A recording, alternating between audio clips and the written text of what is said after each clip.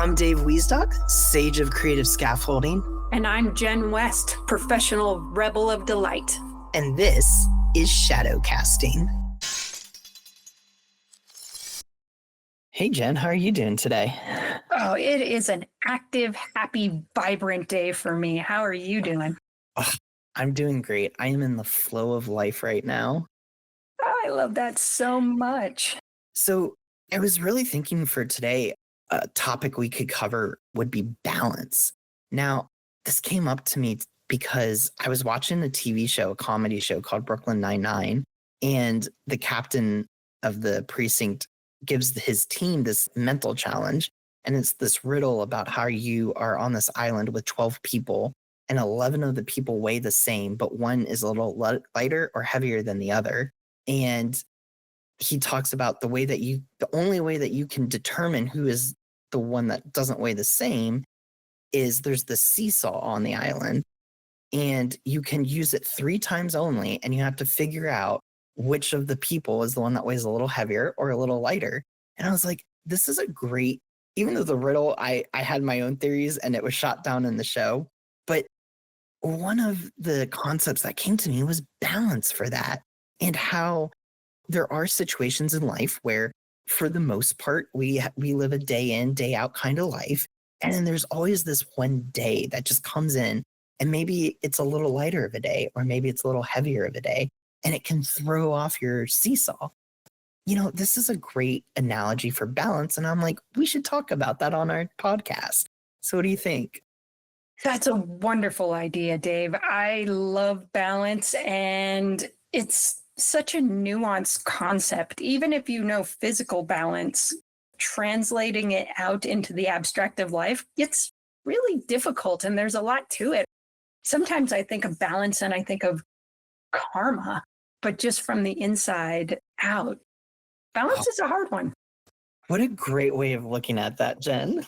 Yeah. So for our audience, normally when you think of the word balance, what do you think of? Do you think of the seesaw? Most of the people I know think of either the scales of justice, which is basically a seesaw, or maybe a spectrum and you want to be in the middle of it. Or if you're like me, you're that center of gravity, physical body. How do you move? How do you keep your balance? How about you, Dave? Yeah. For me, balance is this concept of form and not always structure. I think of balance, and like the seesaw is a great example. It is a physical structure that no matter what is put on it, it doesn't change its features. A seesaw remains a seesaw. Whether you put 3 people on each side, no people on each side, it remains its own structure, its own form. What changes is when you have more weight on one side than the other, then it moves up and down. And so for me, balance is this idea of this dynamic kind of movement through life, and the ability to adapt as situations are presented to you, but still remaining true to your core and being, no matter what weight is put on either side of you. Yeah. It's like I am either sad and there's the possibility for happiness on the other side. I know my mentor, kind of digressing off of what you said, talked about your capacity for joy based on how much you could take on the other side. So if you could take difficult situations and sorrow, and if you could take a lot of that, then that means you also have the power to take in a lot of joy. But if you need your life to remain very small, and you can only take a little bit of sadness or a little bit of broken structure, then you're not going to have a lot of room to take on the happy. Oh, I always thought that was an interesting way of looking at emotions and life. And like, how big can your life get? Well, only based on how much trouble you can take. An example I would use would be business. If you run a little tiny business that's a sole proprietor thing, you're going to have less issues, less chance of losing hundreds of thousands of dollars or something with a small business. But it also can't get very big because it's just you. And it's easy to structure. You know how the money works. You know how all the taxes work. It's small, it's confined, it works well. if you build that out into a corporation with thousands of people for working for you across the globe, a lot more things can go wrong. There's a lot more you have to juggle, a lot more you need to know. And the upside is you can get your message out into a bigger world, a bigger frame. You have more people you impact. It's give and take. And I think that really brings up a great point of balance is a active capacity. Mm, I I think, love that. yeah. And you hit on that with the joy versus sadness. And really, in my own life, as I am building balance, that's what's coming to mind. I am building a capacity to handle the different nuances that come to me in my life. And sometimes these are very subtle things, and sometimes they're very loud things. When, for example, my stepdad was sick in the hospital before he passed, that was a very loud thing that upset the balance because we had to go halfway across the country. We had to make sure that we took time off work. Our daughter came with us, so we had to get her out of school. It upset the quote unquote balance of our rhythm at that point. Because if we had had our balance, we would have been able to keep our normal flow, even though we weren't home, but we weren't when we got there. It was really chaotic. We were doing a lot of things. We were in and out of the hospital. We were helping my mom with things. And so our internal balances were really thrown off there because we hadn't built a capacity to handle all these changes that were being thrown at us. And then there's also subtler nuances of things that can throw off our balance. For example, we wake up one morning and we're tired, and we know that we need to do the things that fill our cup, so to speak. If it's our meditations or our walks, or if we're exercising in the morning and we're not feeling well, so we don't feel like doing it, maybe we don't do it that day. Maybe we honor that we're extra tired or that we're sore from our previous workout, and we find that we take that day off, but then that day turns into a week and then into a month. And then before you know it, you've fallen off the wagon. That would also be a way that something very subtle has thrown off your balance.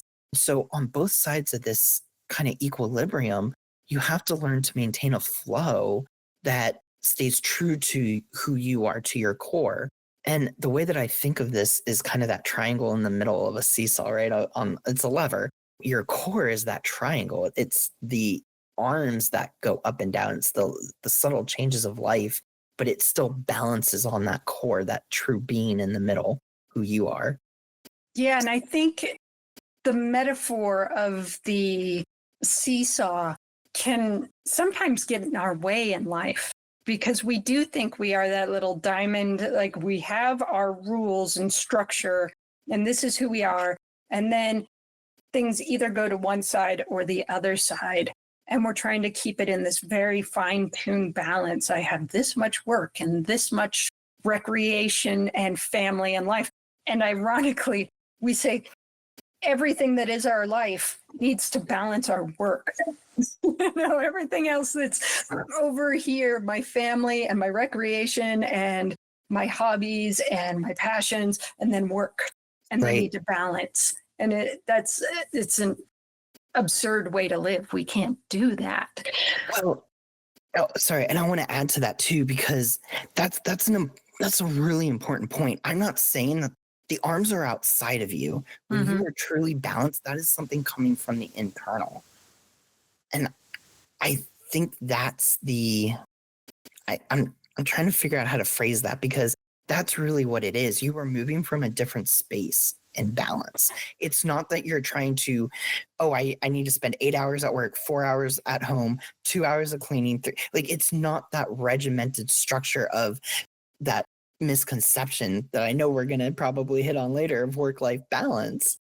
And it's really, how do you move from your center, from your internal compass, from your internal guidance system? Right. And I know exactly where you're going with stuff. And you started with the seesaw because it's easy for us to visualize. We need something concrete. So we need another concrete thing that we have with us all the time that can help us get a different energy of balance. And that would be our body, right? Right. Yeah. So for our audience, and Dave, if you need to. Oh yeah, I'm gonna play along. Okay, excellent. Yeah. So stand up and just kind of feel your body, and you will think you are static, that nothing's happening. You're just balanced, unless you're really good at subtle nuance. You can just stand there and feel balanced. And so our minds make us think that balance is a static thing, and balance is anything but. It's nuanced micro movements. And so, Dave and our audience, if you're playing along, stand on one foot. Now pay attention. What do you feel? Swaying instantly. And I Yeah. noticed that I sway to counterbalance. So I raised my right foot and I sway to the left as like a counterbalance almost. Right, right. So you're kind of like almost a seesaw, right? Yeah, exactly. Okay. Now put both feet down, but do it slower so that you rock onto that other foot, that your center of balance moves over to whatever foot you're standing on. And then use the muscles in that one leg to lift the other foot off the floor. Oh, that was so much easier. Yeah. So less counterbalance. Yeah, it was it's almost like kind of what we were talking about earlier with the big versus small things that can throw you off, because it was a smaller, slower movement. It was easier to maintain balance without swaying. Versus the first time I did it, I instantly lifted up my foot and my body was like, whoa. Right. So it's a practice nuance. And I think a lot of us in life try to make this big jump, but our body doesn't have, what's the word that you just used? Capacity. Capacity, yes. Yeah. And so they make this big jump from one foot to the other foot, and they don't have the capacity. The body is not connected with the other parts of the body to make that an easy landing that's balanced. They tip, they fall, they, take several steps, or maybe you fall on your butt if you don't have a lot of practice in it. And what I'm noticing is that there's also a metaphor in there of the slow, methodical, consistent movement. When I did it the first time without much direction, I picked up my foot and I instantly swayed to the left because I picked up my right foot. That was my non-dominant foot, so that might have been why I felt a little bit more. But B, I think this plays into how we build that center of gravity within us. It isn't the quick, I'm going to be the weekend warrior type mindset of doing all these things and then working during the week, because that's that misconception of work-life balance. Right. Rather, it's this, when I slowly lifted up my foot and I was more conscious and purposeful in my movements, there was less swaying. In fact, there was almost no swaying. It was balanced.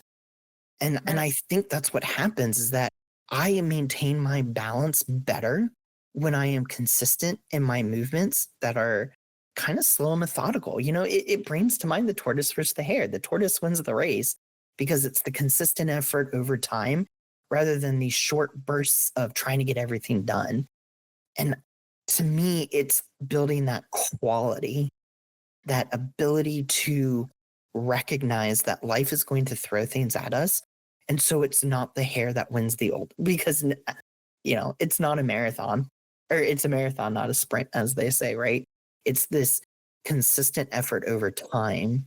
And so that's what kind of came to mind for me as I was trying to balance and more slowly bringing up a foot rather than quickly bringing it up in my body, needing more of a calibration. And for those who have a great capacity for balance on one foot, close your eyes and pay attention. How long can you do that? And you start to feel those micro movements in your foot and in your ankle until they become bigger movements and double. Absolutely. What this brings to mind for me is that you need to have your center, and that center is not static. It is dynamic, and and life is going to throw things at you that are going to cause you to make many calibrations, many tweaks in order to maintain your sense of center and balance. Yeah, and there will be times that you are thrown out of balance, but if you work your way through them methodically, you will have more capacity in the future. And we kind of need to create that for our where our center gets more stable and maybe bigger. It's almost like it grows out of you from this small little seed that that's kind of stabilized in your core. And I'm speaking metaphorically, so we're thinking about life. Maybe you start to know what your purpose is, or you start to know what you care about, or like for Dave and I, having those value words like delight and curious. And you start to move from that place. And as you start to experiment with that and get bigger in your world and move from that place slowly and methodically, it almost grows beyond you and it becomes like a bubble that stabilizes you. You can't, or a weeble wobble. Have you ever, for our younger generation, they are not going to know this toy, Google it. But it's like this little bubbly person that has a really small head and then a big round butt, and you tip them and they just can't fall over. They just kind of come back around. Yeah. Yeah. Yeah. There's a song that goes with it. People's wobble, but they don't fall down. Oh, we are keeping that in the podcast for sure. 100%. We love weeble wobbles. But yeah, so you get like this depth into you and you're more grounded and you can take more things. Things can push you, but you can come back from it because you have capacity and you have a quality of self. And I think a lot of people lose balance. Like they realize that the organization of their life is not the life they want. So it's balanced because life is always balanced. This is kind of an abstract concept, but whatever you're doing, your life is balanced around all of those unconscious energies. And so you're all balanced out, but maybe you're overweight or you don't like your job. And so you make this radical change. I'm going to work out and I'm going to run a marathon. I'm going to change my entire diet, and you fall over. You don't have the capacity for that. Yeah. What's coming to mind for me, and I think where this conversation is naturally gravitating towards, you brought up this great point of coming from a clear balance, a clear center. And since we are in the shadow casting podcast, what we need to be mindful of is, again, the shadow we cast, how we present ourselves into the world, how we put our energy out into the world. And the way we gain clarity on that, to me, is by knowing our values and our purpose, by knowing where our mindset is and where our focus is. We've talked about this several times on the podcast, where focus goes, energy flows. And this is just as true here as it is in any other podcast we've talked about. And so it's this idea that if you want to, and again, you've hit on this too, it's this idea of abundance and capacity.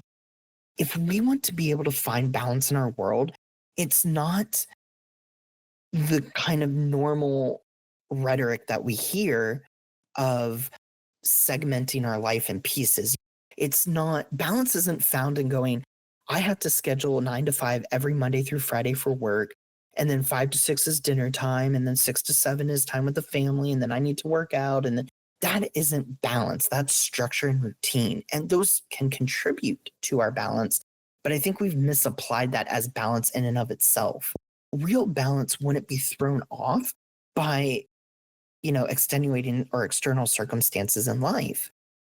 If you focus on the environment around you and how you can stay balanced, whether you're at work, at home, playing, spending time for yourself, then every moment is an act of balance rather than it being an act of trying to control everything outside of ourselves. Because the seesaw doesn't control what's put on it. It just moves to the motion of the weight that it receives. And that's kind of how I view balance. It's this maintaining center of gravity. And again, tying this all together now, the way that I do that is by staying true to my values, by staying curious, by radically accepting both myself and everything around me, and by having a sense of compassion for myself because, again, this podcast is about celebrating our humanity. And part of our humanity is learning how to navigate these things when they come up in life. Yeah, and how better to celebrate our humanity than realizing that we can move, we can ebb, we can flow.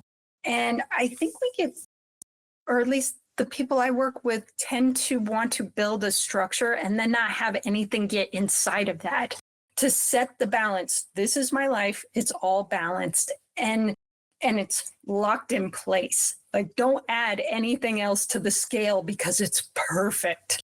And that's what blows people up because something in life happens, like Dave with his father-in-law dying, stepfather, Yeah.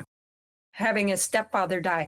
It changed the dynamic. But if you move from the inside, from your values, from your purpose, from your passion into the outer world, it doesn't matter what comes in because it's not an external structure that keeps you balanced. It's this internal structure. And your internal structure can deal with a wedding or work calling you to do some extra stuff, or your partner wanting to spend extra time with you. And you just reevaluate and you can prioritize better because you can look inside and be like, these are what I'm working through. That's when your capacity grows because you're used to making more of those nuanced changes. And it's a game. Oh, it is a game. It's play. And that's an important, it goes back to mindset, clarity of mindset, values, making it purpose. And we've talked about this in previous podcasts about failing. This is a great platform arena to play with failing, that fail one, fail two. So let's say you wake up in the morning, one of your values is creativity. And in conjunction with that, one of your goals is to lose weight. It's not very creative to wake up and have your shoes by your bed and sleep in your gym clothes like they suggest, because yes, those things alter your environment, but you're not coming from your inner creativity. You're not coming from your value. And so a way to create balance in that situation would be, well, what would creative exercising look like? Get curious about, ask the questions. Maybe it's doing silly things like the animal moves or calisthenics, or maybe it's playing with your kids at the playground. That's where you are coming from balance. When you can find ways to integrate and implement your goals into your values that also create more in your life around you. I think about the people that you and I work with and like how they talk about wanting to spend more time with their kids, or they want to focus on their health. And it's like, this would be that moment of synergy. If you go play with your kids on the playground, you're spending more time with them. You're leaning into your creativity because you're using your imagination probably to play on the monkey bars or go down the slide. You're moving, you're focusing on your health in that way. And it's fun and it's expansive because then your kids feel like they're seen. You feel like you're spending time with them. It validates both experiences and it expands. That's moving from balance. And if you can really just sit in for that for a moment, you can feel the energetic difference as well. There's a different energy there. Wake up in the morning, put on your gym shoes and go for a walk in the morning. That doesn't speak to that creativity value versus I'm going to spend the afternoon with my kids. We're going to go on the playground. We're going to hang out. We're going to use our imagination. That's leaning into your value of creativity and still achieving your goal at the end. And that is what I feel shadow casting is about. It's about creating the world you want around you. It's that inner magic, and it celebrates your humanity because it allows you to spend time with your kids, spend time with yourself, use new skills or old skills maybe that we've forgotten, like our imagination. And it's still coming from that clear center. Yeah, and it gives a lot more options. When we go from an external structure, it tends to be rigid in every case. So this is what it is, and whatever hits it, it needs to match that rigid structure that you had. When you move from your values, it can sometimes be structured. Let's do the exercise. Maybe you do need to do some kind of structured thing. Maybe you need to deal with eating differently with food, but you're a creative, artistic person. So you start making your plates very colorful. Maybe you get way into it and it turns into an art project where you're building little mountains with food and stuff and fruit and veggies. You're putting your soul into the thing you're changing. It comes from the inside and it becomes more enjoyable and you want to do it. Or maybe you need to start a fitness regime but you want to be uniquely you. And so you buy like these crazy shoes that are just out there. Like people are going to notice you and that's what you want. Or you have this outfit that you love that's good for your yoga day and your CrossFit day because you need variety a lot, So as you start to breathe into who you are, all of these options come and you can become more malleable and sometimes give and take, like, oh, I have to go to work and do this extra long project, but I'll sit on the floor or use a standing desk. So I'm up and down a lot. I'm still getting some exercise, malleable and structured, where you can tell people no. And so balance comes from the center being strong and then giving and taking and building capacity. I think that was the best thing that you said today, Dave, is capacity. It grows, it expands. You can do more. You can take more. Think of the best person you know in your life. They're probably pretty unflappable. Yeah. Like stuff comes and they're just like, that's what it is today. Yeah. I think you actually came up with the word capacity first, but if not, it was definitely you inspired me to that word. I really like where we explored with balance today. I think, to bring this home, we recognize that there are going to always be situations in life that throw us off balance. And it's not the fall that counts, it's getting back up and learning to restructure or reformat your inner balance. And I feel like a lot of what gets missed in the rhetoric out there right now is the fact that it's this worked for me. Here's 5 ways to bring balance into your life. And it all glazes over the point of you have to move from the internal. You have to move from your own center and then look at those ideas that are out there and weigh it against what works for you and your personal values. And when you come from that space, a lot of things open up for you. So that being said, we'd love to hear from our guests in the comments. Where do you feel that you find balance, or where do you feel your balance is being thrown off? Do you agree or disagree with us that there is a theme of work-life balance or not work-life balance? And finally, what are your values? You don't have to put those in the comments if you don't want to, but really think about where your values are this week and where you can find time to get clarity on those values and also find ways to move from those values. Because at least for Jen and I, when we move from those values, a lot of things open up in our life. And we're not saying that instantly life becomes easier, because there is always going to be external circumstances, but you can have a certain sense of internal clarity and abundance and joy to move from. And for me, that makes it worth it. Yeah, it's a messy process. Finding your values does not instantly mean life just gets all sunshine and rainbows. It kind of goes through a maturation period of everything kind of getting a little bit more chaotic as you start to move from your values, because there's this world that got created and then your values start to get rid of the stuff that it didn't need. It's like cleaning out your attic. You pull all the stuff out, things get really messy, and you keep what actually matters. So yeah, with that, play with balance. Start thinking about it. Stand on one foot. Get a concrete idea of what nuanced balance feels like, and get curious and creative and delightful, and see if you can figure out little ways to make shifts and play with your own values, and just see how you can shift just minutely at the beginning. See what it brings up for you. Yeah, exactly. It's the small changes. But as always, make sure to like our podcast wherever you're listening, comment. We love feedback, and subscribe for wherever you're listening from.